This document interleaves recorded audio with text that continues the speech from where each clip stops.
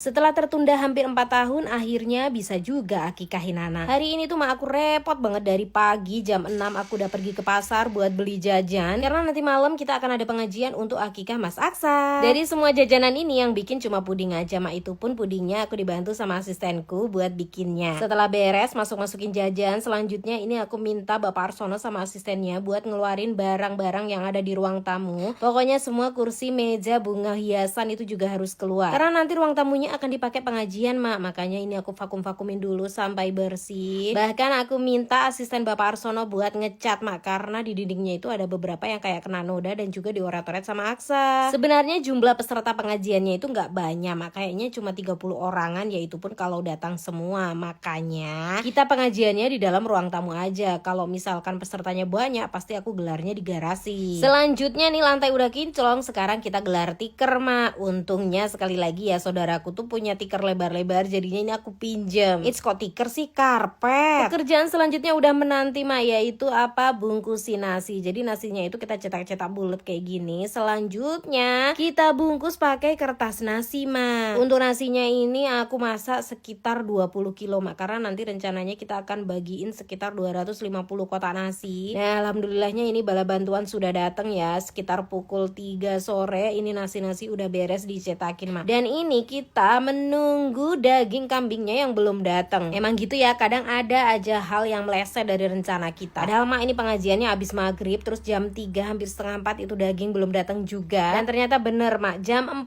sore lebih dikit ini baru datang. Langsung kita kebut membungkus semuanya di sini. Jadi ceritanya dagingnya ini kan aku belinya itu udah matang ya, jadi bawa kambing, bukan bawa kambing sih, lebih tepatnya beli kambing pulang-pulang udah matang berbentuk sate, gulai, sama sambal goreng, acar, sambal, pokoknya semuanya udah komplit, mak. Tapi nggak apa-apa, mak, meskipun datangnya telat, ternyata rasanya enak banget masakannya, mak. Nggak rugi kita nunggunya. Bahkan satenya itu nggak bau kambing, mak, jadi bener-bener enak. Dan ternyata bungkusin untuk porsi 250 orang itu butuh waktu yang lama banget. Ini kita udah hampir maghrib tapi belum selesai. Padahal acaranya itu habis maghrib, mak, untuk pengajiannya. Gak bisa bayangin untuk orang yang usahanya catering ya gimana capeknya tiap hari harus melakukan hal kayak gini. Nah, sambil nyicil nih biar nanti makanan ini terdistribusi dengan baik, makanya ini udah selesai sekitar 150. Bapak Arsono berangkat dulu nih bawa pickup rame-rame sama adikku juga sama sepupuku untuk anterin ke saudara-saudara yang rumahnya agak jauh. Habis maghrib ini alhamdulillah udah mulai hampir selesai, meskipun aku harus menambah bala bantuan lagi karena pengajian di depan udah dimulai, sedangkan